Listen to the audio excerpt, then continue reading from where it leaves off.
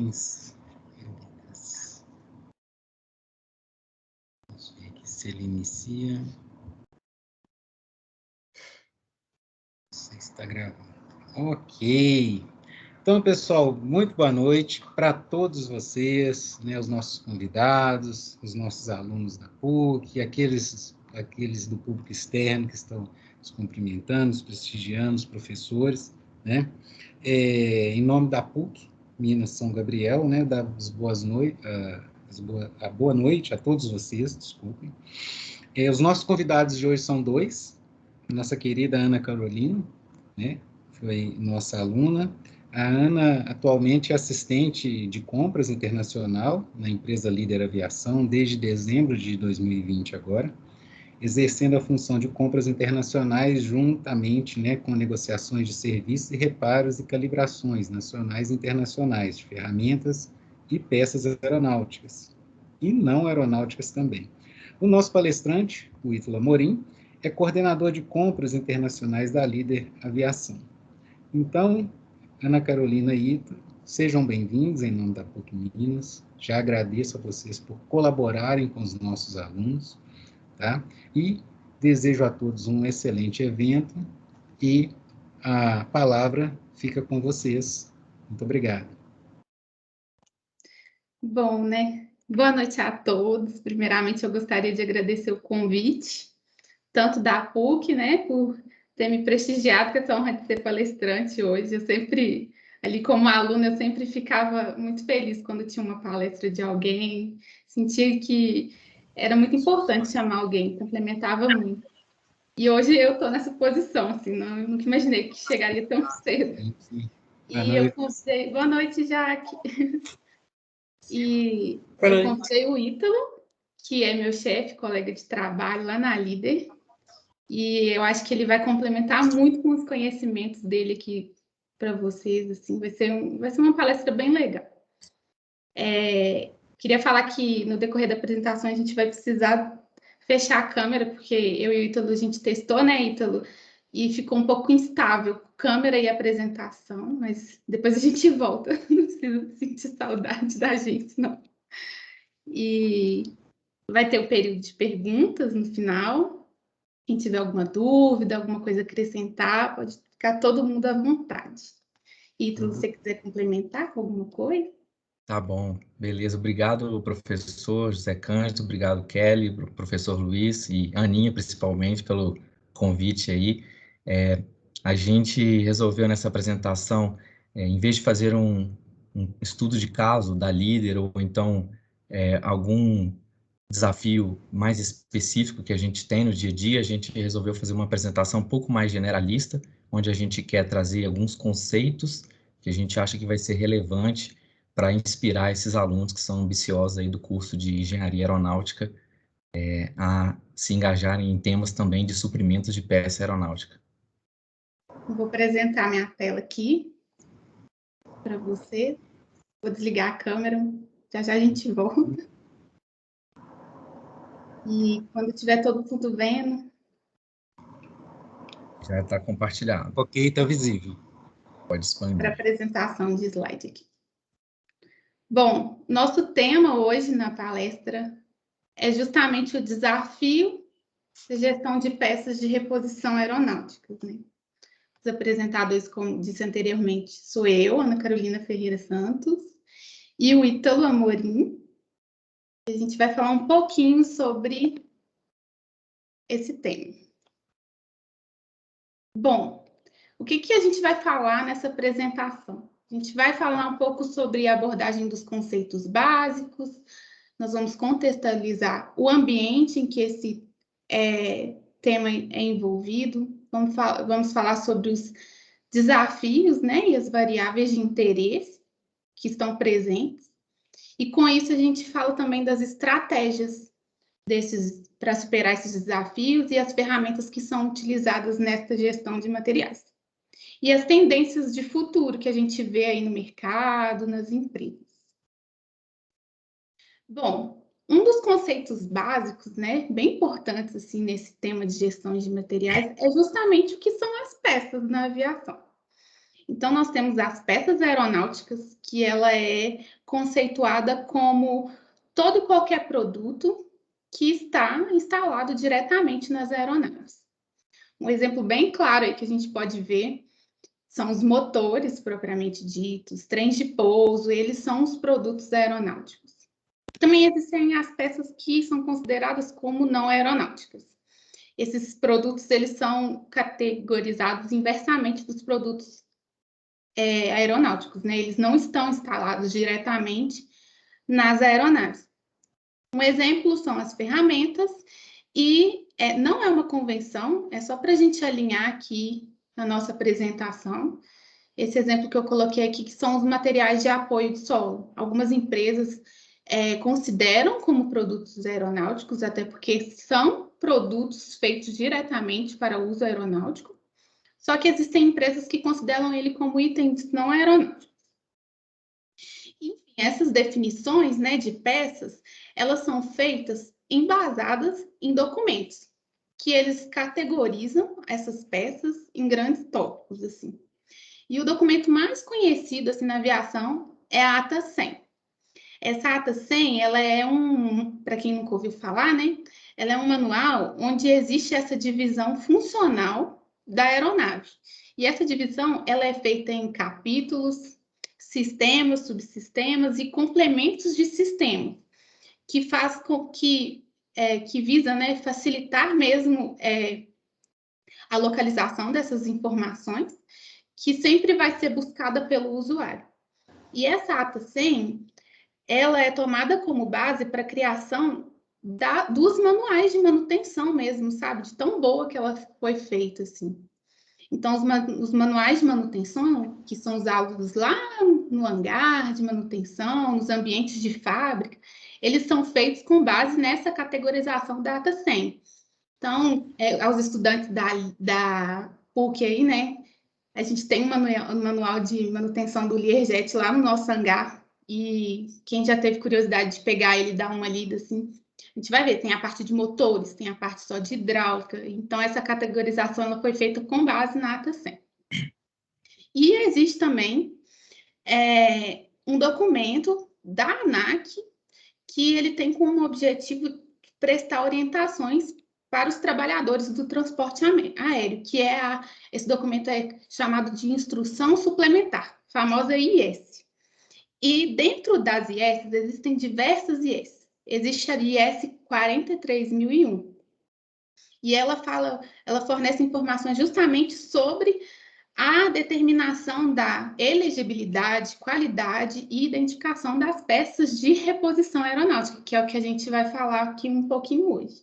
Então, essa IS, né, ela define em seu escopo, ao decorrer desse documento, as legislações existentes que respaldam os processos que a gente quer usar durante a reposição de peças aeronáuticas. Então, lá tem, vamos supor, a RBAC tal fala que você pode fazer isso e isso, de acordo com isso e aquilo. Então, assim, é muito bom a gente ter esse documento do nosso lado toda vez que a gente vai utilizar um produto, enfim. E aí, né, nesse contexto, existe o cenário da manutenção propriamente dita, né? Que nós encontramos diversos espaços assim para utilização dos produtos aeronáuticos. E um exemplo dessas utilizações são nas manutenções, que existem as manutenções preventivas e as manutenções corretivas. Nas manutenções preventivas, a gente observa que existe um padrão de parada programada das aeronaves, assim. Ou seja, as paradas elas são feitas com antecedência.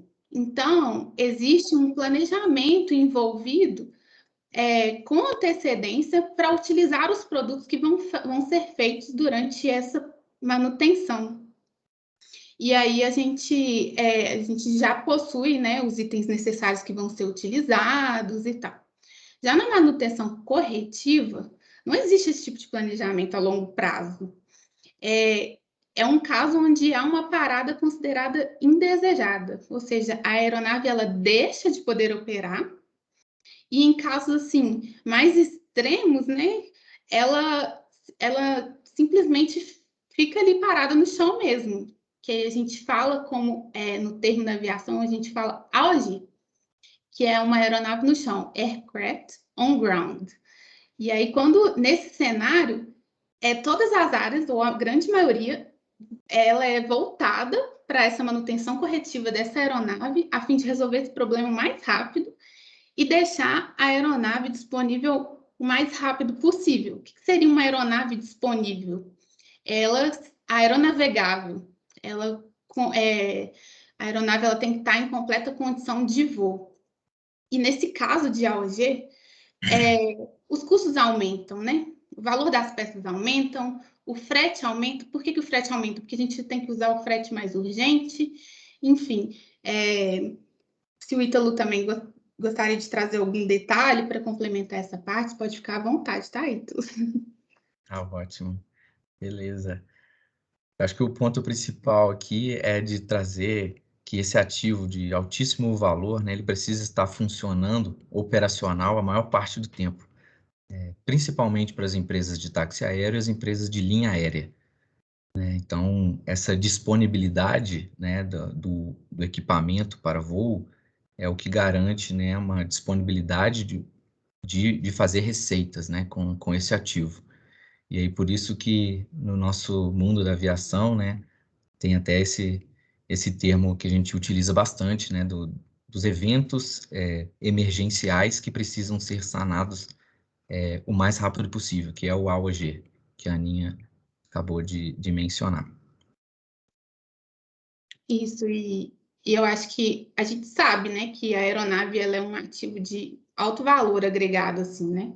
Então, é um ativo muito caro, que, igual o Ítalo falou, que para gerar receitas para a empresa, né, é sempre necessário a gente aumentar esse índice de disponibilidade, né, essa taxa de disponibilidade da aeronave, ou seja, a aeronave ela tem que sempre estar em estado operacional para voo mesmo, que é isso que a empresa quer. Então, neste caso, né, manter o estoque de peças se torna crucial assim, para o retorno desse serviço dessa aeronave. Ou seja, a aeronave ela tem que sempre estar autorizada para voo.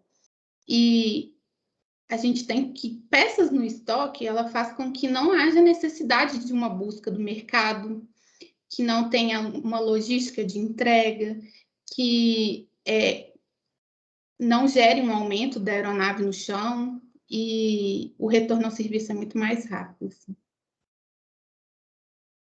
Com isso, né, a gente tem um desafio declarado. Assim. O que é esse desafio? É otimizar o capital empregado em peças.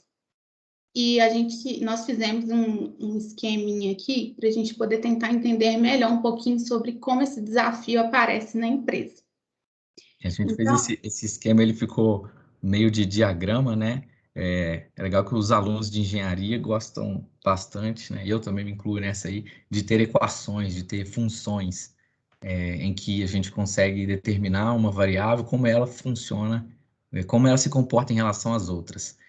Então, ali, nesse esqueminha, a gente vai tentar mostrar como é que essa variável de estoque ela é uma variável de controle que precisa ter bastante atenção e seriedade para a gente conseguir fazer aquilo que é o objetivo geral de todas as organizações e dos possuidores, né, de aeronave, que é maximizar o lucro, né? Isso. E esquema, eu acho que esquema é sempre muito bem, ativa a nossa memória visual, né? Então, assim, é muito mais fácil de entender. E aí, nesse esqueminha que a gente fez aqui, a gente mostra que quando a gente tem um aumento no estoque, existe uma diminuição de tempo de parada, que é o downtime. E essa diminuição do tempo de parada da aeronave aumenta, como eu disse, a disponibilidade da aeronave. E, por consequência disso, aumenta também a receita que é gerada na empresa. Isso tudo, porém, né, faz aparecer consequências negativas, não é só coisas positivas. Então, esse aumento do estoque, ele também requer, né, com que haja um aumento de espaço físico na empresa. E esse aumento de espaço físico, ele requer um maior controle da qualidade desse estoque. E esse maior controle gera custos. Então, a gente abre esse questionamento. E o lucro da empresa, a receita e o custo, como é que fica, né? Esse questionamento.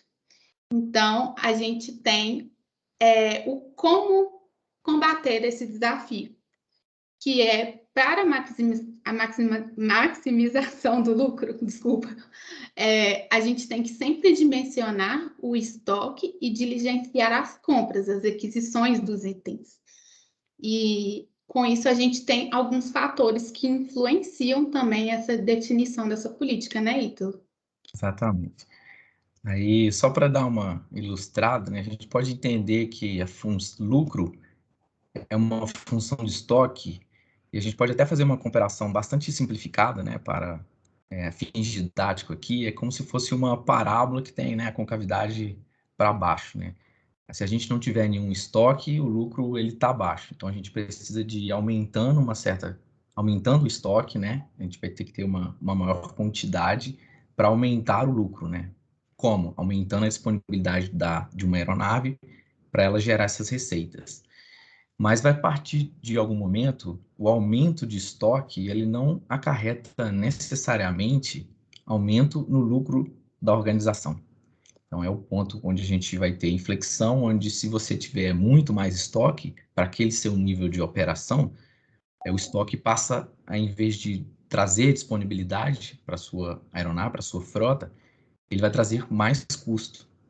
É onde começa a retornar, né? Onde a gente começa a ter o custo elevado do estoque, já não trazendo aqueles mesmos benefícios que é o objetivo dele, né? De trazer disponibilidade para maximizar a disponibilidade com base no lucro.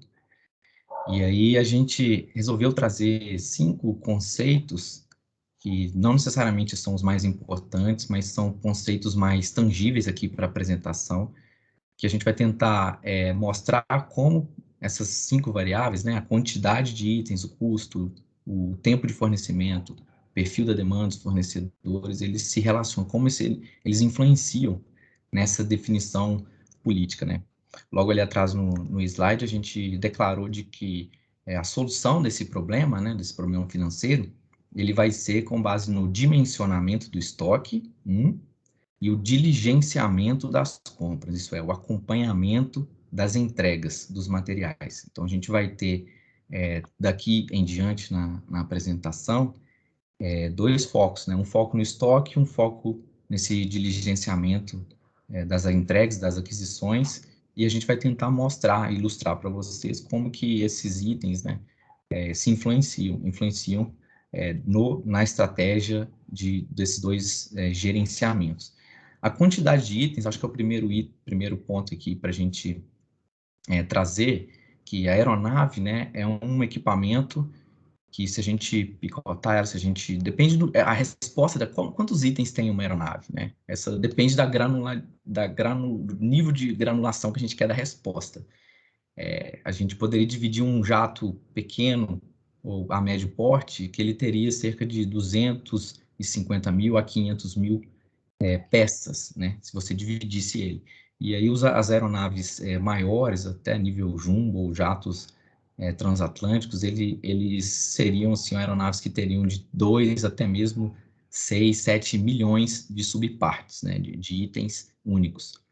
Mas no mundo da aviação, a gente percebe que alguns itens eles vão se repetir ao longo desse equipamento. Então, a gente traz um conceito aqui de part number, que vocês já devem ter ouvido nas aulas de manutenção. Então, part number é a unidade menor de item de uma aeronave. E a gente tem muitos part numbers, né? Se a gente tem de 250 mil a 500 mil itens em uma aeronave até, né, alguns milhões, né, aeronaves maiores, a gente vai ter mais ou menos nessa ordem de grandeza, não exatamente esse número, mas nessa ordem de grandeza, uma enormidade de itens a serem trabalhados. Só aí só esse tema já mereceria uma grande palestra de segmentação de itens, de como isso é complexo de administrar numa empresa de manutenção de aeronaves ou numa linha aérea, né, que é o nosso caso. O ponto seguinte são os custos, né? Os custos A gente sabe que a aeronave, né, ela é um ativo muito caro, portanto, também suas subpartes são bastante caras, né? O que seriam caros aqui para dar uma tangibilizada para vocês de qual é a ordem que a gente está falando aqui? Se a gente pegar os itens de menor complexidade, os itens mais simples, que a gente já vai falar neles ao longo da apresentação, itens que a gente chama de fasteners, ou reforçadores, ou também chamados de itens de miscellaneous, né? São itens diversos de fixação, de interface da aeronave, assim como anel de vedação, porca, arruela, rebite, cabos, lâmpadas, esses itens menores e de menor valor e também de menor tamanho, né? Esses itens vão variar até de zero, de algumas poucas unidades de centavos de dólar até uma centena, talvez $100 ele poderia chegar. Mas quando a gente passa para itens mais estruturais de uma aeronave, eles já vão atingir aí alguns milhares de dólares, né? 1.000, 2, 5, 10 mil. Quando a gente adentra agora itens mais caros, digamos, os itens de tecnologia embarcada mais complexa, como os aviônicos, né? Todo o aparato tecnológico que está à frente do piloto, né, as telas, os computadores, os instrumentos de navegação, de comunicação, a gente vai variar aí de pelo menos algumas unidades de milhar até algumas dezenas. Poderia citar aqui de 5, 10 mil dólares, e eles podem chegar até valores tão altos, tipo computadores, telas, como 10, 20, 40, 50, ou até mesmo quase uma centena de milhar de dólares, né? Então, só para vocês terem uma noção. Aí, quando a gente for para os itens mais críticos de aeronaves, como os trem de pouso, os motores, nós já estamos falando certamente da casa de algumas centenas de milhares de dólares, né? De 100, 400, 500 mil dólares, ou até mais do que isso. Isso é só para dar uma noção de vocês, quando a gente falar que a aeronave é cara, os materiais é caro, cada item de estoque que a gente tiver, eles são dessa ordem de grandeza. E aí você imagina essa enormidade de itens. Então, tanto a aeronave é cara, como suas subpartes são caras. O próximo item que a gente vai levar aqui na apresentação, um conceito que a gente deve lhes falar, é esse lead time dos itens. Lead time é o tempo de ciclo, é o tempo de fornecimento. Se em determinado momento surge uma demanda desse item e por algum motivo a gente não tem ele em estoque, qual que é o tempo que ele leva para ser suprido? Isso é muito importante porque a maior parte dos fornecedores da indústria aeroespacial, eles não estão no Brasil. A gente tem sim, né, algumas oficinas no Brasil que dão apoio em manutenção de peças, mas a fabricação de peças, em sua maioria, está no Norte América, né, principalmente nos Estados Unidos e alguns itens também na Europa. Então, a gente está falando aqui de processo de aquisição de logística internacional. Então, o tempo de ciclo, ele tanto depende do fornecedor, de ter o item em prateleira, de fabricar, quanto também de fazer uma logística internacional, de trazer ele até o Brasil, no nosso caso. Então, você pensa aí de 2 dias, vamos dizer assim, um prazo recorde, ou um dia, até uma semana, que também é um processo bem rápido de fornecimento. Uma aeronave dessa magnitude de preço, que poderia estar faturando, ela não está faturando, como também está parada, onerando a manutenção, esse item de lead time vai ser outro item de bastante esforço nosso para tentar ter atenção a ele e bolar estratégias para contornar. Outro item agora que também ele é relacionado à quantidade dos itens, mas agora é mais direcionado com a demanda, né, de previsão, esse perfil de demandas, porque a gente vai ter itens que a gente tem um rodízio maior, mas outros itens que vai ter uma demanda muito esporádica, dificilmente eles vão falhar, dificilmente a gente vai ter necessidade de repor. Então, isso certamente vai influenciar, né, a escolha de itens que a gente quer ter em estoque ou não.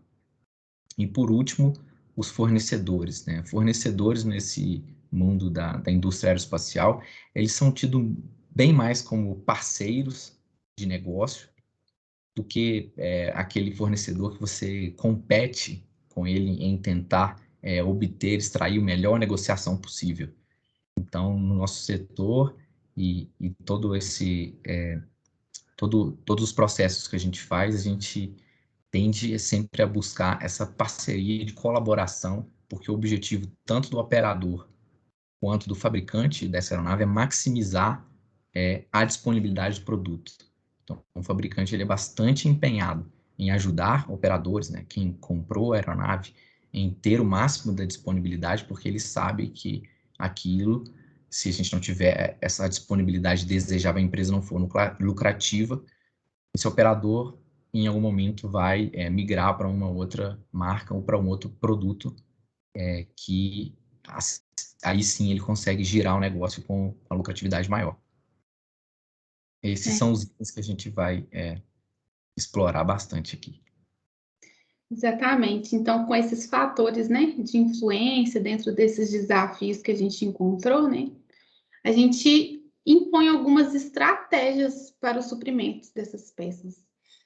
E dentro dessas estratégias, existe a estratégia de planejamento de estoque. Quando a gente fala sobre a estratégia de planejamento de estoque, a gente pode correlacionar dois itens importantes, que é o nível de demanda, nível de giro dessa peça para a aeronave e o custo existente nesses itens de reposição. Então, vamos analisar tópico por tópico aqui junto. Vamos pensar, se a gente tem um nível de demanda baixo e um preço baixo, então, concordam que é mais fácil da gente adquirir e a gente compra menos, porque tem uma demanda menor. Então, a gente tem uma compra spot, uma compra esporádica. Então, a gente faz o quê? A gente, devido a essa compra ser menor, esporádica, a gente usa essa estratégia para poder diminuir o risco de obsolescência desses itens, sabe? Para não ficar parado sem utilizar. Agora, quando a gente ainda tem esse nível de demanda baixo, só que o custo é um pouco mais elevado, a gente faz uma compra sobre demanda. O que seria uma compra sobre demanda? A gente busca a estratégia de manter um estoque mínimo, ou até mesmo uma compra quando é necessário. Um exemplo de compra é o exchange. O que é uma compra em exchange? A gente negocia uma compra normalmente de um item, porém, a gente abate o valor daquela compra com um item defeituoso que a gente tem no nosso estoque, porque a gente também tem um estoque de itens defeituosos que são passíveis de reparo. Então, a gente entrega esse item defeituoso, que na indústria eles são chamados de core, mais uma palavra aí que a gente usa assim, frequentemente, né, Estela? E aí a gente entrega esse item abatendo o valor da compra e recebe o item com lead time, um tempo mais rápido do que um reparo seria, enfim. E aí diminui esse risco de obsolescência, né? Agora, quando a gente analisa o Só lado de... complementando, Ana, aí basicamente o que a gente quer dizer até agora? Esses dois itens, o compra spot, na linguagem clara, tipo assim, a gente não tem uma estratégia para eles, né? Eles são de baixo custo, de baixa demanda, é o item que não merece tanta atenção para ter uma estratégia de fornecimento. Então, sob demanda, a gente vai procurar e tentar adquirir todos os dois itens da esquerda, né?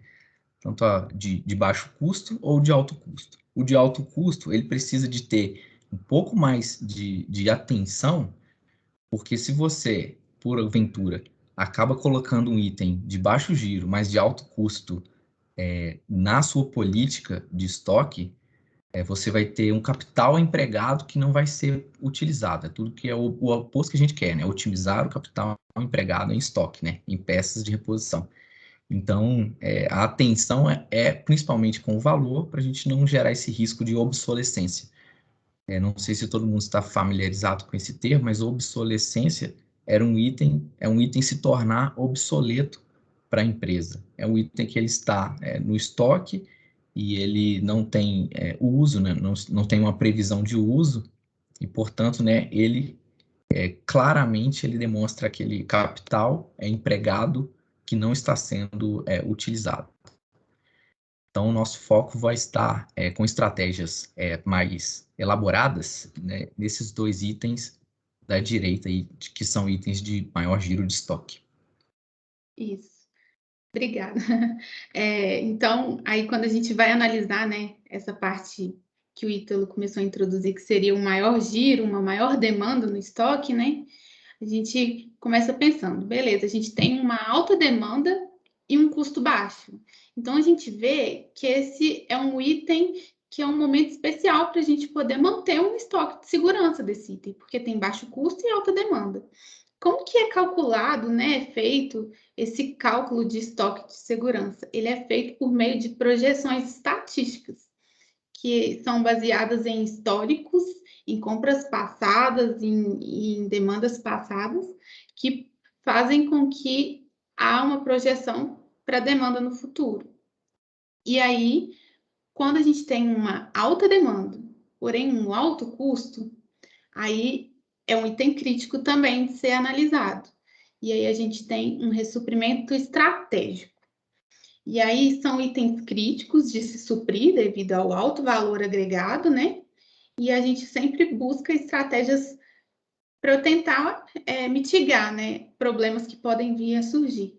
Quais são esses tipos de estratégia que a gente pode fazer? A gente pode ter contratos, né, com fornecedores para fazer reparos das nossas peças, de modo que sempre que a gente está enviando uma peça defeituosa, a gente está recebendo uma peça reparada. Então, a gente não fica com aquele estoque zerado, a gente sempre tem um nível de segurança ali, sempre vai estar reparando e caso apareça algum imprevisto, né, a gente tem esse estoque garantido para uso. E se você quiser trazer mais alguns detalhes nesses 2 tópicos aqui, Ito. Muito bem. Só reforçando o que eu falei agora há pouco, né? Esse item de custo elevado e de giro mais alto, né? Esse ressuprimento estratégico que está aí, é um item que a gente vai buscar a parceria, realmente, como eu falei agora há pouco, com o fornecedor. A gente vai ter alguns tipos de contratos, de parcerias, ou até soluções que são até mesmo previstas ou propostas pelos fornecedores para ajudar a gente maximizar, né, a disponibilidade da aeronave, novamente, sabendo que a gente tem um giro alto e um custo alto, ou seja, ele tenta colaborar com os operadores, com alguns tipos de contrato, em que a gente tem esse benefício mútuo, né, que é a aeronave dele, né, dos 2 aí, basicamente disponível o máximo possível. E no quesito de estoque de segurança, né, como a Ana já bem exemplificou, esse é o mundo que a gente tem que realmente atacar com cálculos mais aprofundados. Então, a gente vai utilizar esse histórico, né, da demanda, a gente vai ver que os sistemas que a gente utiliza, eles fazem previsões e projeções da demanda baseado com métodos estatísticos da oscilação. Ele vai incorporar sazonalidades que podem acontecer ao longo do ano, de momentos de maior pico de demanda, momentos de menor, de mais vale, né, de menor quantidade de demanda. E a gente listou ali também a projeção dos negócios, porque se a gente tem é importante a gente fazer um ajuste para o futuro, né? Não simplesmente confiar no que aconteceu já. Essa projeção seria, se a gente está com previsão de reduzir para alguns itens, né, a previsão da sua utilização, porque a gente está trocando uma frota, porque essa aeronave está voando, tem uma previsão de voar menos, né? Como a gente, por exemplo, a gente entrou na pandemia, a gente percebeu que a gente estimou que algumas aeronaves elas voariam menos, então a gente teve que calibrar essa quantidade de estoque de algumas peças. Na outra ponta, né, que é o melhor cenário, quando a gente tem negócios aumentando, né, mais aeronaves sendo incorporadas, mais voos acontecendo, mais demanda surgindo, a gente também tem que fazer esse ajuste justamente para levar, né, o nível de estoque ótimo para maximizar a disponibilidade da aeronave. Isso, então aqui a gente falou sobre as estratégias de planejamento, né? E se lembra que como a gente superar esses desafios, a gente vai falar também agora sobre a aquisição dos produtos. as estratégias para a gente poder gerir esses produtos na forma de compra. Então, nesse caso, a gente analisa 2 fatores importantes também, assim como o outro. O tempo e a dificuldade de obtenção dessas alternativas com um impacto financeiro ou estratégico. Então, vamos fazer a mesma linha de raciocínio que a gente fez para o anterior. Então, quando a gente tem um tempo baixo e uma dificuldade baixa, né? Com um impacto também baixo, seja estratégico ou financeiro, a gente tem uma compra chamada de compra simplificada. Ou seja, a gente tem uma abundância no mercado, as compras são feitas de forma esporádicas também, quando necessária, né, ou não, e as especificações técnicas são mais simples, o comprador ele tem mais poder de barganha nesse caso, né, porque é uma compra mais simples de ser feita. Agora, quando o tempo e a dificuldade de obtenção ela continua baixa, porém o impacto estratégico começa a ser significativo, essa compra ela se torna alavancada, porque ela é mais competitiva, ela tem insumos mais baixos, possui mais riscos de fornecimento. Um exemplo disso são os óleos lubrificantes, os consumíveis, né, presentes. O Ítalo, se quiser dar mais alguns exemplos. Eu queria só comentar que até agora há pouco eu estava no escritório conversando com outro colega de trabalho nosso que trouxe um exemplo bem bacana, né, de um óleo lubrificante, o Aeroshell, que a gente teve problemas, né, na fábrica e que isso aí tá gerando um estresse de fornecimento em toda a cadeia de todos os operadores, né? Esses são óleos lubrificantes da aviação, né? São fabricados para a aviação. E apesar de serem itens que pode não necessariamente ser caros, né? Alavancado do ponto de vista de alto poder aquisitivo, do poder de barganha dos compradores, de poder negociar, são itens que têm um impacto estratégico, porque sem eles, né, por mais simples que sejam, a operação fica comprometida. Então, só para dar uma ilustrada de como essa compra de impacto estratégico maior, ainda que tenha um tempo baixo de fornecimento, ela impacta bastante e precisa também de bastante atenção. Novamente, né, o item inferior esquerdo ali, o da compra simplificada, não é um item que a gente tem uma estratégia tão deliberada sobre ele. Isso. E, por outro lado, né, quando se há uma grande dificuldade de obtenção e exige um maior tempo para isso, só que o impacto ainda continua sendo menor, a gente considera esse tipo de compra como uma compra crítica. Então, ela tem um risco de fornecimento, sim, e existem fornecedores restritos, porém as especificações técnicas são mais complexas, né? E um exemplo desse tipo de compra são as peças específicas de cada modelo de aeronave.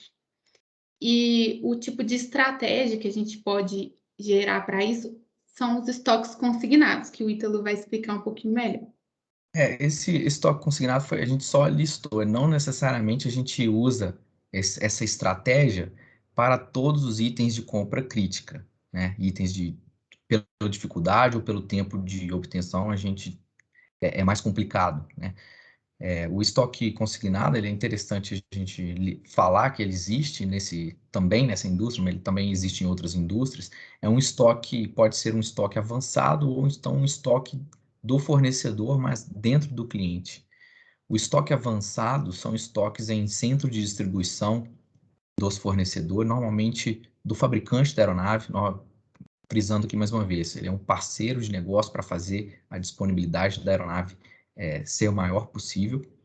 Esse estoque avançado ele vai estar já no continente, ou ele vai estar nas localidades onde tem uma maior demanda, não só de um operador, mas uma demanda agregada de todos os operadores, de todas as aeronaves daquela marca, daquele fabricante, naquela localidade.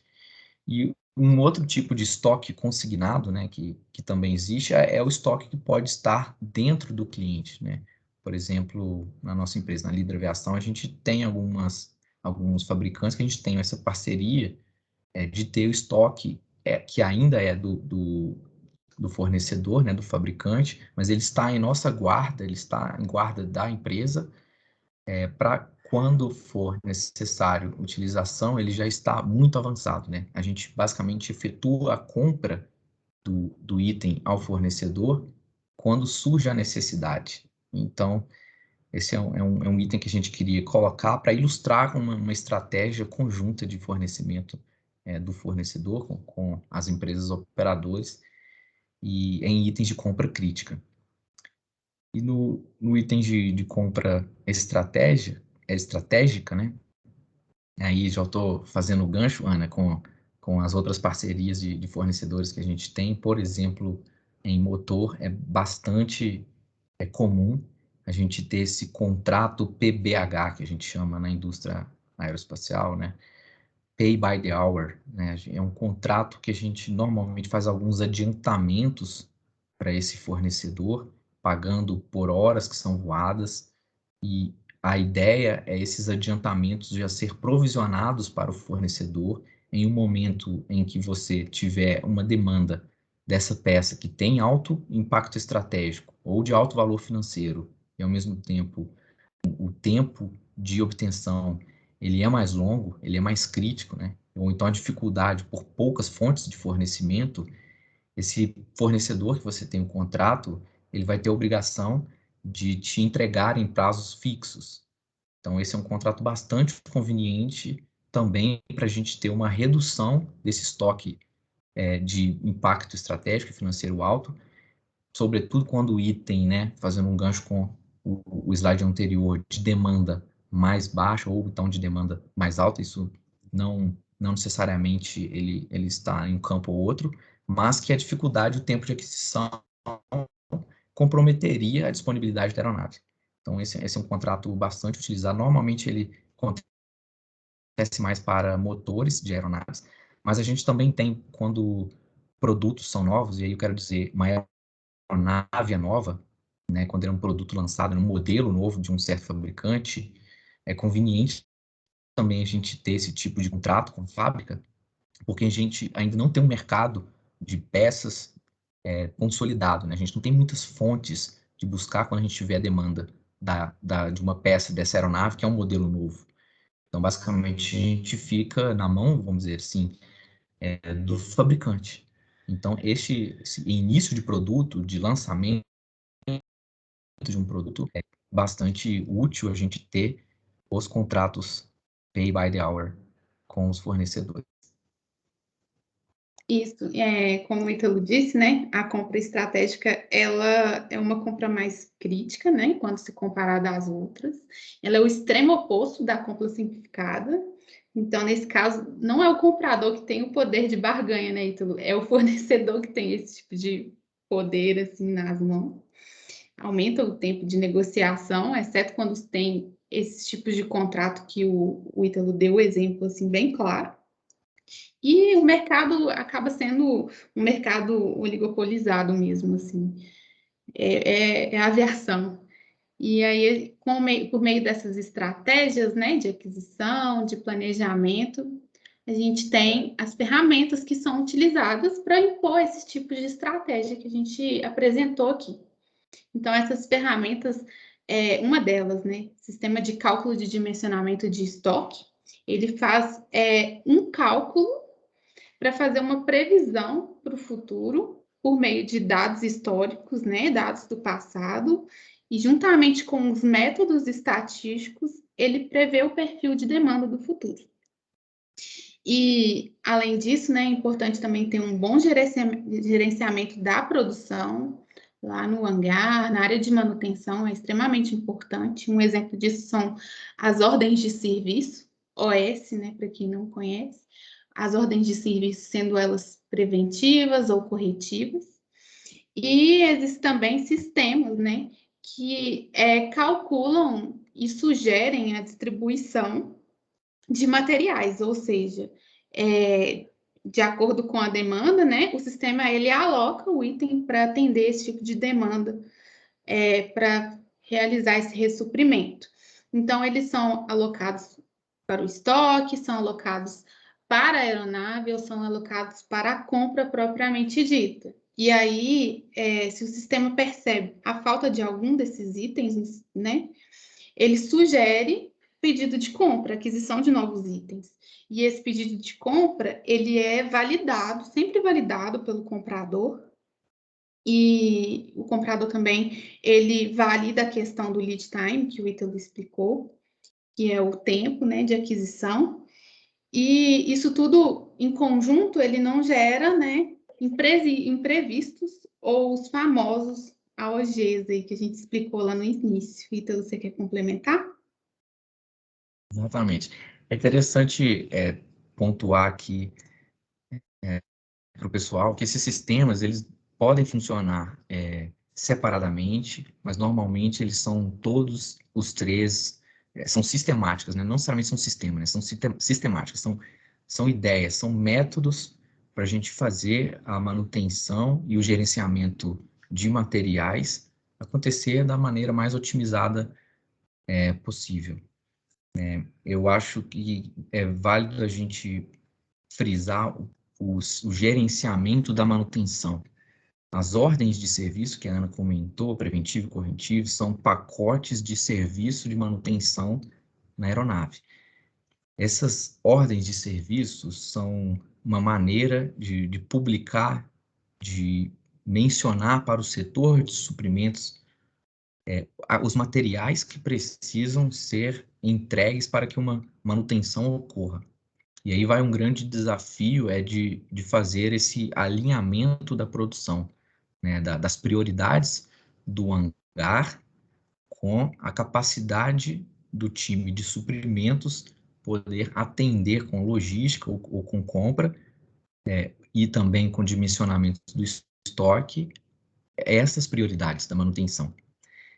Para não ficar muito vago, o que a gente colocou nesse ponto 3, né, que basicamente ele faz o fechamento dos dois primeiros, né, ele faz o link e ele garante, né, que o dimensionamento do estoque sendo bem feito e que o gerenciamento da produção da manutenção também sendo bem feito, o restante da cadeia de suprimento aconteça, a gente colocou o MRP ou a SCP. MRP significa, pessoal, Material Requirements Planning, né, um gerenciamento dos recursos, né, um planejamento de recursos, de requisitos, de materiais. E ASCP significa Advanced Supply Chain Planning, né, o planejamento avançado, né, o supply chain avançado. São dois termos que a gente vê bastante na indústria. Quem tem alguma interface com engenharia de produção vai conhecer bastante esses termos aí, que são os sistemas que, como a Ana comentou, ele faz esse fechamento, ele vai colocar, ele vai garantir que tudo que está sendo pedido, tudo que está sendo publicado pela área de manutenção esteja sendo bem suprido pelo setor, né, de supply chain da empresa, e ele ajuda a calcular para quando a gente precisa de repor estoque, quais são os níveis, qual o momento, quando que o estoque ele baixa um certo nível que ele precisa de ser reposto. Então, essas são as principais ferramentas digitais que um setor de suprimentos, ele em algum momento, ele vai trabalhar e precisa de ser bastante em conjunto com o time de manutenção, que é quem gera toda a informação base para esses sistemas calcularem bem. Isso mesmo. E aí, com isso, a gente vê uma projeção do futuro mesmo, né? Disso tudo que a gente apresentou. E uma dessas projeções são a Supply Chain 4.0, né? Que corresponde à integração da base de dados de estoque juntamente com o fornecedor. Essa é uma solução legal, né, que ela existe para todo tipo de indústria, mas que mais especificamente na indústria aeroespacial é um dos poucos avanços das inovações de supply chain que a gente percebe claramente. Essa integração basicamente o fornecedor, os bancos de dados do fornecedor e do operador da empresa, por exemplo, uma linha aérea, eles se comunicam de forma que o pedido para repor estoque ele acontece automaticamente ao fornecedor quando ele vê o estoque do cliente abaixando. Então, isso tudo ele dispara automaticamente. É bem legal, assim, né? Tipo, a gente vê que a tecnologia auxilia diretamente, assim, no aumento da receita da empresa, assim, na qualidade do trabalho das pessoas também, né? E um desses exemplos são os Smart Components, que corresponde à previsão de parada e saúde reportada em tempo real. Um exemplo muito vivo, assim, que a maioria das pessoas dão são os motores da GE, né? Que ele tem um acompanhamento em tempo real da saúde do equipamento e ele sugere, ó, tal item está previsto falhar em tal momento, ou então a tal manutenção e deve ser feita em tal momento. Tudo isso, assim, em tempo real mesmo, coisa que vem sendo aprimorado cada vez mais, né, Ítalo? Exatamente. Isso basicamente é a utilização da tecnologia de machine learning ao produto aeronáutico. Isso. E outra questão que a gente vem vendo, assim, é justamente a questão de sustentabilidade. E nesse caso a gente colocou um exemplo de paperless, que são tirar os registros feitos em forma física, né? A quantidade de papéis que a gente vê nas empresas e reduzir tudo para a nuvem. Sempre está presente na nuvem. Então a gente viu que as ordens de serviço se tornaram digitais. A Líder lançou aí agora, assim, muito recentemente, o Diário de Bordo Digital. A gente está muito orgulhoso com isso, né? E a gente tem um objetivo de tentar fazer isso com os fornecedores, né? Porque tem muita documentação presente ainda que é feita de forma física. E a gente, eu acho que a tendência do mercado é sempre passar tudo para a nuvem mesmo, ser tudo eletrônico, né, Ito? Exatamente. Essa tendência aí de ESG, a gente tem sido puxado por algumas partes dos fornecedores e outras áreas, os próprios operadores estão puxando essa inovação. Como você bem colocou ali, a Líder foi a primeira empresa da aviação no Brasil. Acho que foi a primeira no Brasil, mas se eu não me engano, se eu estiver falando alguma besteira, depois alguém me corrige, por favor, mas acho que é a primeira a instalar o DB, né, o diário de bordo, né, que são as anotações dos pilotos, né, após voo, das operações que acontecem na aeronave, e tudo é feito normalmente por vias de anotações nessa caderneta, e agora a gente tem um modelo digital homologado, que foi até publicado no site da ANAC, quando foi lançada essa tecnologia. Isso mesmo. E, por fim, o uso da inteligência artificial, né, na solução de problemas. A gente vê muito isso nas indústrias, de produção mesmo, né? E isso vem entrando na grande maioria das empresas, assim, porque ela usa de dados que já foram relatados por meio da inteligência artificial. Ela aprende com esses tipos de problemas que aconteceram, de experiências, e aprimora aquilo. E ajuda muito na resolução de problemas, na diminuição de desafios, né, Heitor?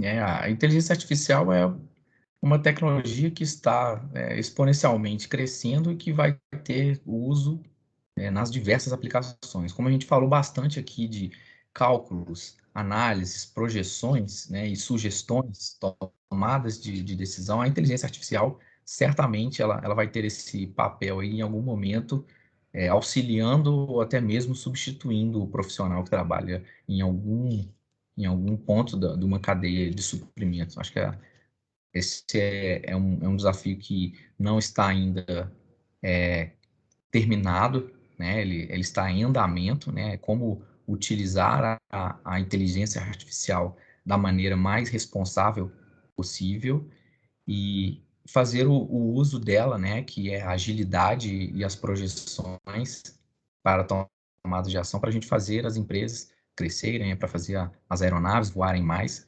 Então, as mais diversas aplicações da inteligência artificial, a gente já está vendo algumas delas surgirem e elas vão certamente continuar e aumentar nos próximos anos. Por fim, né, a gente trouxe um resumo de tudo que foi falado, das táticas que a gente apresentou durante a nossa apresentação, Leonardo. E aí essa otimização, né, do uso do capital empregado em estoque, ela traz para a gente algumas lições, né? E essas lições é justamente entender que esse é um problema puramente financeiro, a natureza dele é financeira. E que por meio de uma cadeia logística e eficiente e flexível, a gente consegue resolver grande parte dos problemas que apareceram. E outra coisa que é importante a gente ressaltar que o setor de compras ele é fortalecido quando há um apoio da área técnica, da área de engenharia. Por isso que é sempre importante todas as áreas andarem juntos, sabe? Porque acaba um setor fortalecendo o outro e que ajuda na aquisição dos itens, diminuir o atraso. É muito bom, assim. E outra coisa que não só para esse tipo de problema, mas para todo tipo de problema é a gente sempre revisar as táticas de forma periódica, porque os problemas mudam, as demandas mudam, e quando a gente revisa, a gente consegue encontrar soluções mais rápidas para a resolução desse tipo de problema. E se você quiser complementar aí para a gente finalizar, né, então pode ficar à vontade. Não tá ótimo. Eu acho que aqui, como a gente tem vários alunos de engenharia aeronáutica, uma boa parcela de vocês vão acabar trabalhando em manutenção direta, né? Na manutenção das aeronaves ou mesmo na engenharia da manutenção das aeronaves. E é interessante a gente ter esse fórum aqui aberto para mostrar um pouquinho de como funciona o SCM, né? Supply Chain Management, que é o gerenciamento da cadeia de fornecimento, para mostrar como que nós somos 100% dependentes das informações que vêm da manutenção. Então, essa integração, a sinergia entre as áreas de manutenção e engenharia com o setor de suprimento é fundamental para a gente fazer uma empresa atingir aqueles objetivos estratégicos ou qualquer outra organização que nos são colocados. É isso, a nossa apresentação terminou. Aqui segue alguns contatos, nossos contatos. Vocês podem ficar à vontade em nos chamar por e-mail. Tem o nosso LinkedIn aí, a gente é completamente aberto. Caso a gente está disponível também para ter novas conversas. A gente adorou essa experiência, espero que vocês tenham gostado também. E agradeço novamente o convite. E é isso, obrigada, pessoal. Tem alguma pergunta? Alguém quer complementar? Pode ficar à vontade, esse é o momento. Ok. Pessoal, nós que agradecemos, né? Obrigado, Ana, obrigado, Ítalo. Eu vou pedir os alunos aí, os nossos convidados, quiserem fazer perguntas, dê um toquezinho ali na mãozinha que a gente vai repassando. Mas eu queria abrir a rodada enquanto eles vão colocando aí para a gente. O Ítalo já está um pouquinho mais tempo, a Ana também está aí. Ô Ítalo, quanto à Embraer e os jatos, né, executivos aí da família Embraer, como é que vocês têm visto a questão de fornecimento de peças? O fabricante brasileiro, né, o produto brasileiro, você encontra peças com mais facilidade? Existe uma dificuldade nessas peças? Porque é um avião que a gente vê em termos de performance, ele é muito bem quisto no mercado, né? E como é que fica a cadeia de suprimentos para essa família Embraer aí de jatos executivos? Não é muito diferente de nada que a gente comentou aqui. A Embraer, assim como o outro fabricante de jatos, dos outros que competem com ela, é um fornecedor bastante comprometido para entregar as soluções, para otimizar, né, a disponibilidade das aeronaves do táxi aéreo. A Líder Aviação, ela tem, né, aeronaves Embraer na frota, onde a gente oferece voos, né, com essas aeronaves, né? O famoso táxi aéreo mesmo. Então, a gente tem, sim, bastante colaboração da Embraer e um esforço bastante significativo para tentar reduzir esse downtime, né? O tempo de parada das aeronaves. É interessante notar que não só a Embraer, como qualquer outro fabricantes de aeronave, eles não terão em seu estoque de prateleira várias aeronaves desmontadas e paradas com esse estoque, esperando algum operador no mundo precisar dela para poder fazer aquele envio imediato. Da mesma forma que os operadores, as linhas aéreas, precisam ter esse gerenciamento financeiro bastante preciso, também os fabricantes de aeronave, com o seu aftermarket, né, assim que a gente diz, né, o pós-venda, né, depois que a gente entregou o produto, eles também têm essa política de ressuprimento do estoque. Eles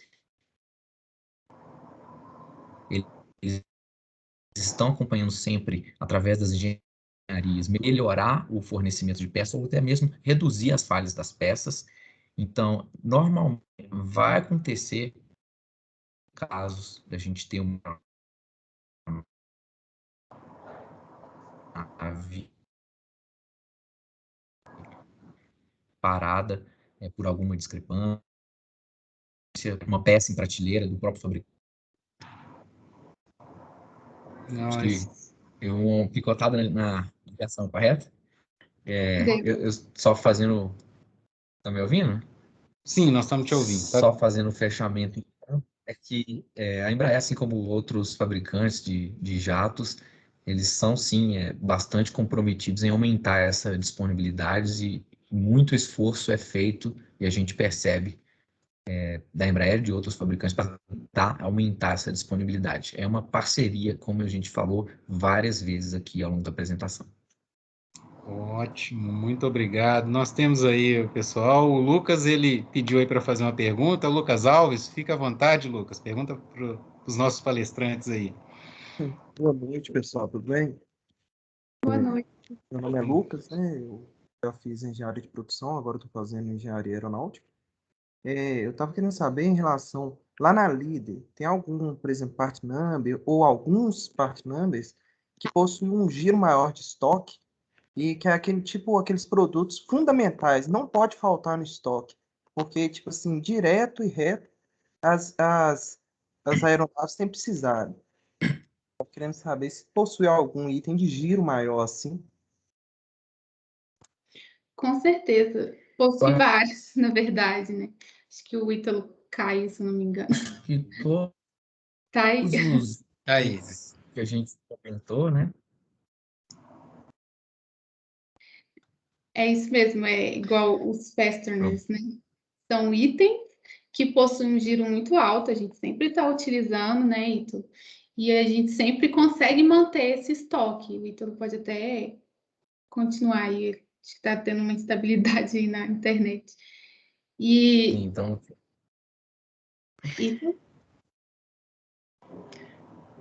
À noite nós temos esse problema das 20 horas aí, costuma dar um pico, acho que está todo mundo conectado, tá? Não fica preocupado, não, que é assim mesmo. mas a Ana mencionou bem os reforçadores, os itens de ligação, que são itens industriais, né? Não necessariamente são itens fabricados apenas para aviação. Esses itens, todas as vezes que a gente vai fazer uma manutenção, que ocorre desmontagem, né, e remoção de rebite, arruela, parafuso, anel de vedação, lâmpada, rolamento, tudo isso é desperdiçado. A gente precisa de descartá-los e fazer reposição. Então, esses são os itens que a gente mais guarda em estoque, além dos óleos, lubrificantes e outros químicos, removedores, solventes e tintas que usa em uma manutenção aeronáutica. Não tem um part number específico para a gente citar, mas eu acho que é uma coleção tão grande que fica aí nos fasteners e alguns químicos. Ótimo, acho que deu para esclarecer. Deu, né? Nós temos aí o Marcos pedindo para fazer uma pergunta também. Outra pergunta também, a continuação. Lucas, fica à vontade. Em questão desses part numbers, né? O foco maior do ressuprimento, no caso, é vindo, por exemplo, igual você citou na palestra aí, dos Estados Unidos, que tem hora que demora 2 dias, 7 dias, por exemplo, para poder chegar, mas um custo logístico vindo de fora não fica tão alto assim, porque talvez, dependendo da peça, tem algum fornecedor que consegue fornecer a mercadoria aqui no Brasil mesmo, por exemplo. Vocês param para analisar, tipo assim, se convém pedir comprar do Brasil, se convém mais comprar nos Estados Unidos, por exemplo, como é que é feito? Sim, quando a gente a gente fala requisição de compra, né? A gente sempre analisa isso. A prioridade é sempre reduzir custos, independente do que aconteça. Então, a gente sempre orça em fornecedores nacionais e fornecedores internacionais, e a gente faz essa comparação. A gente tem a ajuda de suprimentos, que faz o cálculo logístico também para a gente fazer esse cálculo de demanda mesmo, da quantidade de valor de frete que vamos gastar, enfim. Mas, quando se trata de peças aeronáuticas, né, a grande maioria, assim, dos fornecedores estão fora mesmo, sabe, Lucas? Então, a gente acaba procurando itens fora, Estados Unidos, Canadá, na Europa. E só que a primeira alternativa é procurar nacionalmente, assim. Não sei se eu respondi a sua pergunta. Sim, deu para entender. Não, é só isso mesmo. Sempre tentamos compatibilizar o atendimento do prazo com o menor custo possível. Se o prazo é tal que acomoda em fazer uma importação com custo mais baixo, vai ser feito. Se há um estoque no Brasil, como você colocou no seu exemplo, e é uma demanda urgente que não pode acomodar esse tempo, a gente deve adquirir localmente por um custo mais alto. Todo esforço é feito para tentar disponibilizar ela dentro dos prazos pedidos pela manutenção. Obrigado. Nós temos aí mais... Certinho, Lucas? Certinho. Nós temos aí o Marcos também pediu para fazer uma pergunta, e o Paulo Henrique. O Marcos, você quer fazer uma pergunta para a turma aí? Fica à vontade. Boa noite, sou engenheiro mecânico, estou fazendo a pós aí na PUC Minas, de engenharia e manutenção aeronáutica. Tenho 35 anos na área aí, e a boa parte da minha carreira eu trabalhei na comercial. Antes de ingressar na executiva, eu trabalhei na American Airlines durante 15 anos, e lá eu tratava muito voltando a esse tema de peças, né? Tratava muito com importação de peças, componentes de AOG. Uma questão que eu venho fazendo aí ao longo desses 9 anos aí no executivo, né? Eu trabalho com Gulfstream, com a linha da Textron também. Quando a gente faz importação, a gente utiliza aí a TAM executiva ou a líder, no caso do Gulfstream, e geralmente a gente faz o pedido em AOG. Então, existe um custo adicional para requisição de componentes, peça em AOG,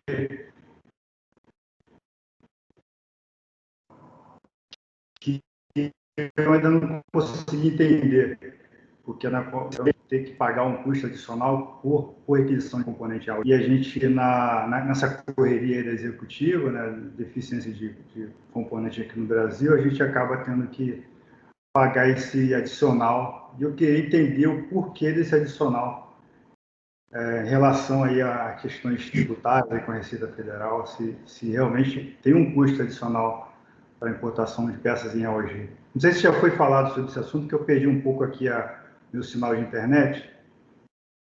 Oi, Não, Marcos. pode falar, então. Eu acho que sim, não deu para ouvir bem a pergunta como um todo. A gente não explicou a resposta a essa pergunta ao longo da apresentação, não. Obrigado pela pergunta.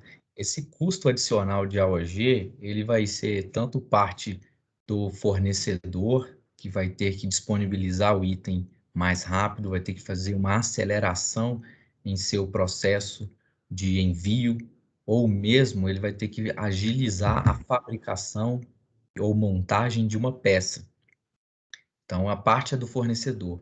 A outra parte do custo adicional em AOG é justamente do frete em AOG, né? O frete expresso, o frete mais rápido possível para trazer esse item do exterior para o Brasil. E quando você comentou sobre a Receita Federal, impostos e tal, é importante notar que os custos dos impostos, eles serão sobre esses dois valores somados, né, de uma maneira simples para vocês entenderem. A gente tem o preço da mercadoria, preço da logística, e sobre os dois, que os dois já serão inchados por conta de ser um pedido urgente, então o imposto também acaba ficando até mais caro, porque a logística aumentou e porque a mercadoria ficou mais caro para ser produzida e entregue com urgência. Certo. Tá. Não, eu tinha uma dúvida se esse custo estava embutido nas questões tributárias. Então, é mais em cima da logística, né? Acelerar o processo. Né? Sim, principalmente. A parte tributária, ela é uma função do preço final. O preço final ele é da mercadoria mais do frete. Então, somando esses dois, o tributo é sobre a soma, vamos dizer assim, de maneira simplificada. Acredito que como só complementando, ainda existe uma demora nesse trâmite.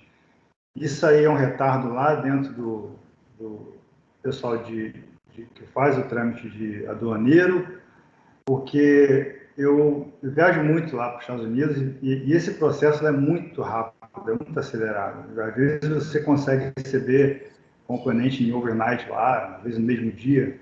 Sim. E não diferente poderia ser aqui, porque tem, assim, não assim, há um pouco tempo atrás, mas nesse momento, normalmente, a gente tem voos diários aí, dos Estados Unidos para cá, então não vejo tanta dificuldade, um atraso, às vezes, de 2 semanas para receber um componente aqui. Mas infelizmente, a diferença dos Estados Unidos de uma compra local nos Estados Unidos para os Estados Unidos, ela é rápida porque era uma compra local, né?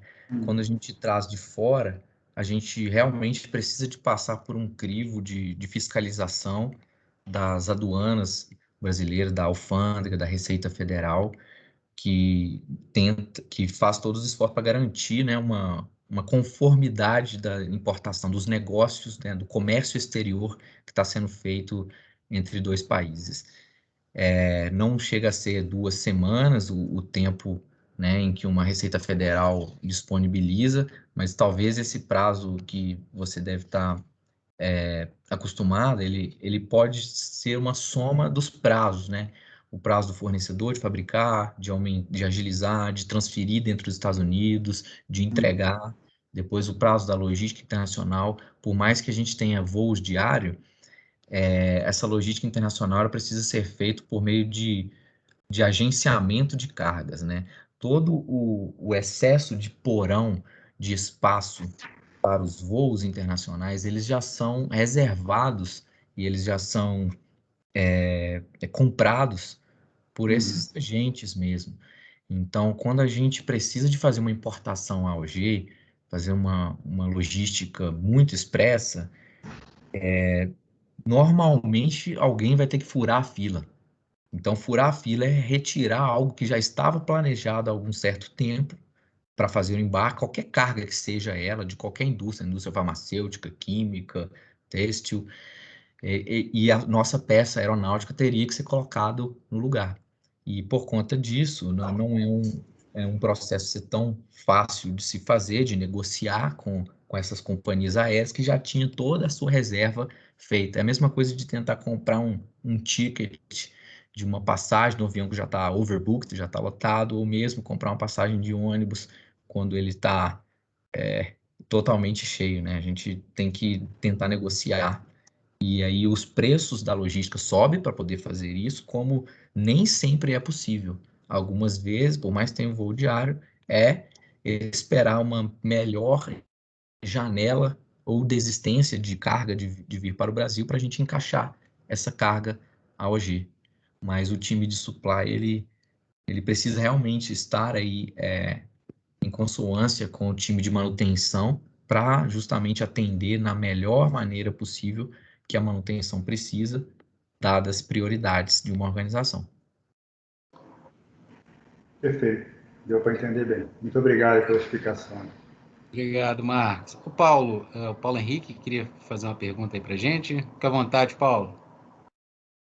Boa noite, pessoal. Boa noite, Juninho. Boa noite. Sou o Paulo, aqui de BH, estudante da PUC, da Pós. E referente à gestão de peças de reposição, eu queria saber sobre plataformas de monitoramento. Se a Líder utiliza uma plataforma única, que somente a Líder, né, tem o domínio, ou se ela é uma plataforma comum, ou até mesmo planilha de Excel, alguma coisa assim, porque, como vocês disseram, né, o estoque tem milhares de peças e não somente para um tipo de aeronave. Então, qual é a forma de monitoramento que a Líder utiliza para olhar o estoque? Essa questão do monitoramento de estoque e o acompanhamento de compras, eu acho que a resposta da Líder é bem semelhante a quase todas as empresas de aviação, porque gerenciamento do estoque e gerenciamento de materiais neste nível, né, da aviação, da indústria aeroespacial, de um operador, de uma linha aérea, de uma empresa de táxi aéreo, é preciso ser feito com bastante precisão. Então, eu me atrevo até a arriscar que quase todas as empresas terão, sim, sistemas MRP, que é Material Requirement Planning, que eu falei agora há pouco, e não são feitos apenas por planilhas Excel ou gerenciamento matemático paralelo. Eu acredito que sim, é possível ser feito, dependendo do porte da empresa, da variabilidade de aeronaves que ela tem, se ela tem muitos modelos, ou se é uma frota mais padronizada, com poucos modelos.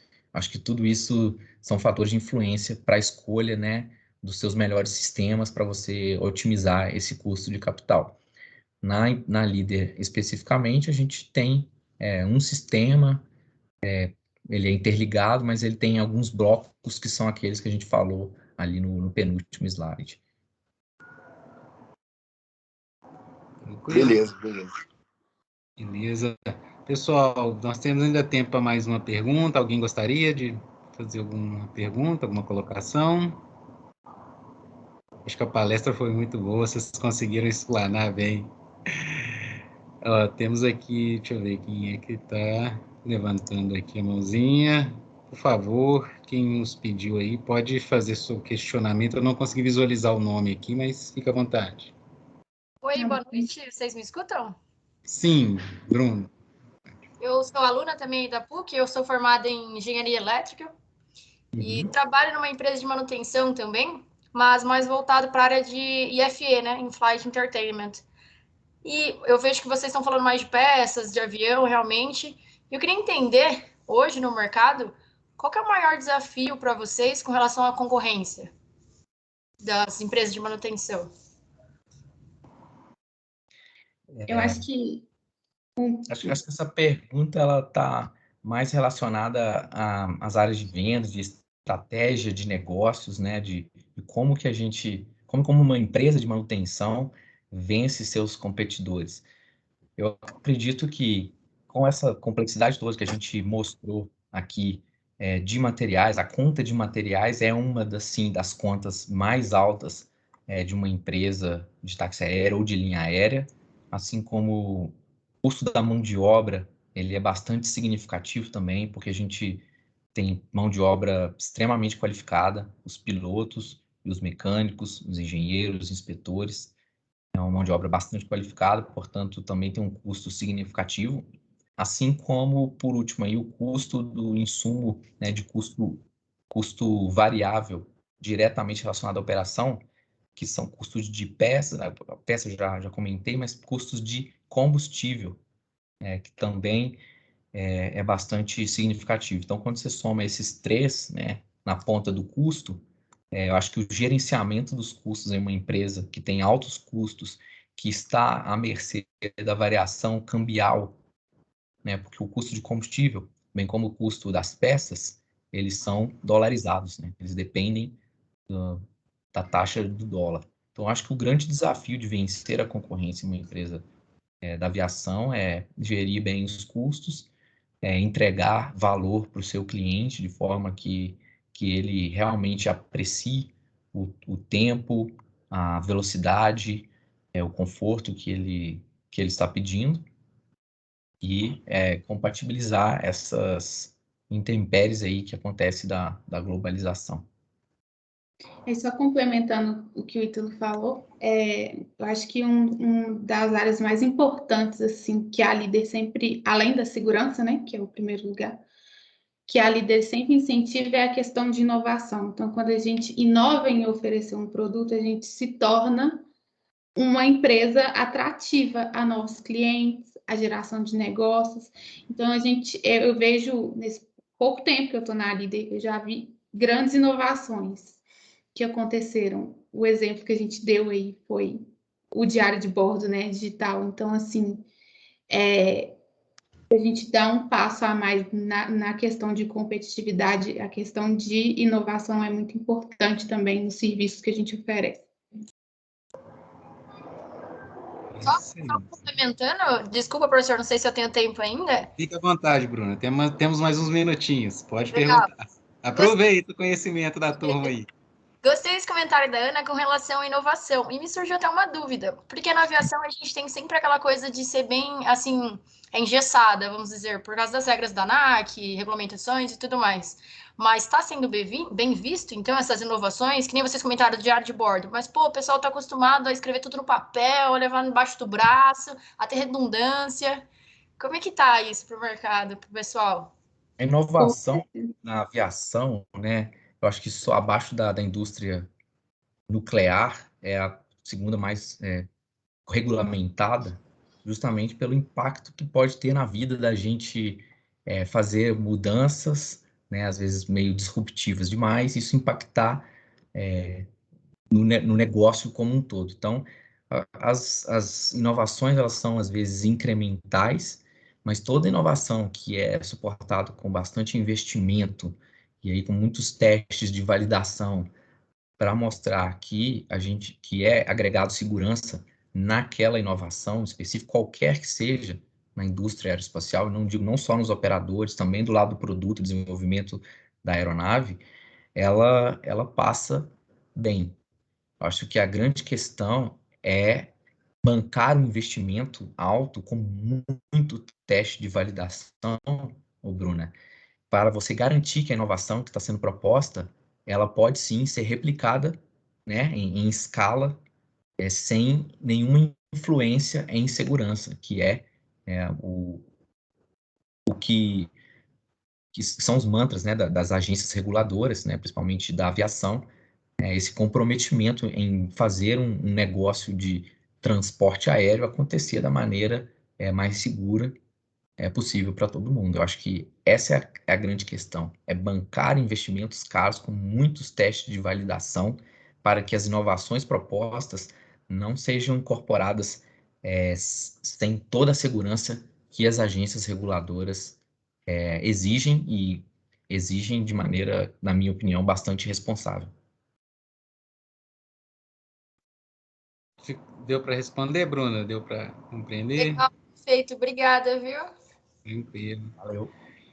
Bom, pessoal, eu gostaria de agradecer, então, né, em nome da PUC Minas, da coordenação do curso, dos professores, aos nossos palestrantes, a Ana, desejar muito sucesso na sua carreira, Ana, né, é um orgulho ver você aí, o Ítalo também, que parece que tem um bom tutor para a Ana, então ajuda a Ana e dá um direcionamento para ela, que eu tenho certeza que ela vai ser uma ótima profissional junto com você, tá?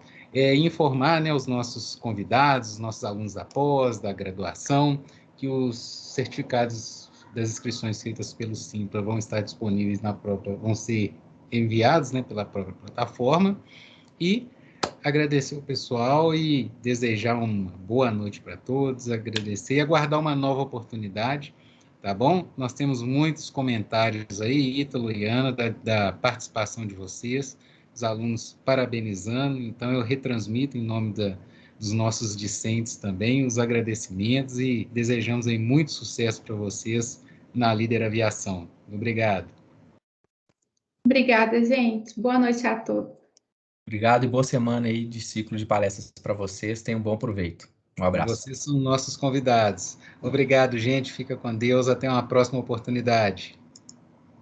Tchau, tchau, pessoal. Bem.